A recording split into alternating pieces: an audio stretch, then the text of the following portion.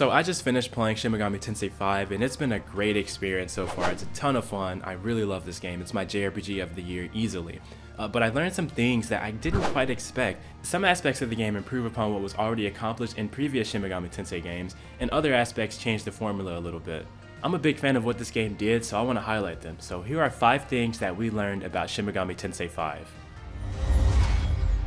The first thing you'll notice, and I think this is a great detail, is that during loading screens you'll get a brief summary of demons that you'll see as you explore Dot. And this is a really cool thing because it highlights one of my favorite things about Shin Megami Tensei games, which is that the monsters that you fight and collect all come from some sort of mythology, whether that be Norse mythology with Odin and Thor, or more recognizable demons like Pixie, in which her summary explains her playful personality. Once again, a cool detail because I love the fact that Shin Megami Tensei pulls from so many different reference points and stories told throughout history. The second thing we learned is related to HUD management.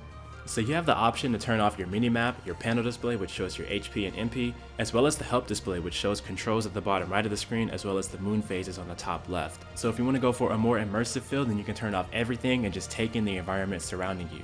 But it goes even further in that you can have the display turn off while you're moving. So you can have the minimap to stay on at all times, but when you start moving, things like your control and panel display will disappear, which is also good for looking around.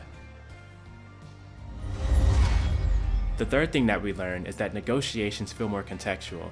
As you try to recruit more and more demons on your team, you'll realize that the conversations that you have just involve more back and forth between yourself and the demons. To me, it feels like the dialogue has been massively upgraded from previous games to include way more funny scenarios, as well as just involving more input from the player instead of just having to worry about demanding maka or items from the demon. It makes it more like a conversation, which is something that I really like, especially because, as I've said before, negotiations are my favorite part of Shin Megami Tensei. It's a lot of fun. In this game, they have a ton of personality. I also would like to mention that demons don't rob you as much as they did in Shin Megami Tensei IV.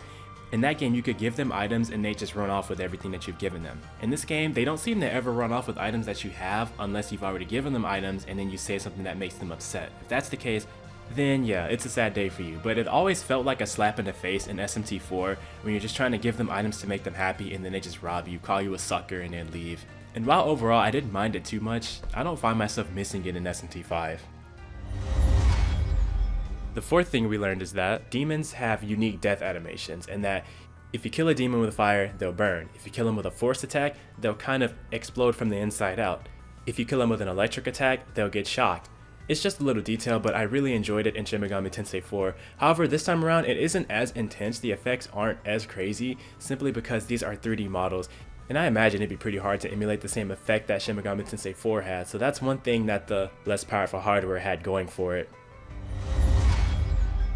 And the fifth thing that we learned about Shin Megami Tensei V, and this has to do directly with battle, is that buffing and debuffing work differently in this game than in previous games in the series. First things first, let's get this out the way. Buffing does stack in this game. However, they only stack twice. Same with debuffs, they only stack twice, and they last for a maximum of 3 turns.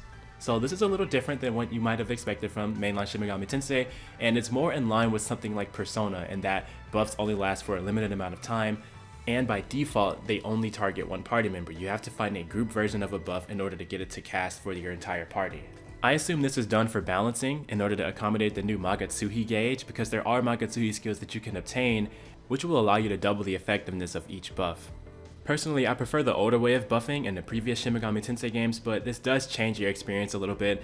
In the older games, it was easy to focus on just buffing yourself up, debuffing the enemy, and then not worrying about it anymore, because buffs lasted forever. They lasted until the demon died or until the fight was over. I guess it just kind of makes it a little bit more of a headache in this game because you have to worry about always reapplying your buffs after a couple of turns so you don't lose your defense or offense, but I got used to it, so it's not really a big deal. And with that, those have been 5 things that we learned while playing Shin Megami Tensei V.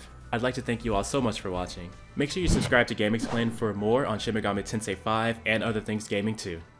Until next time.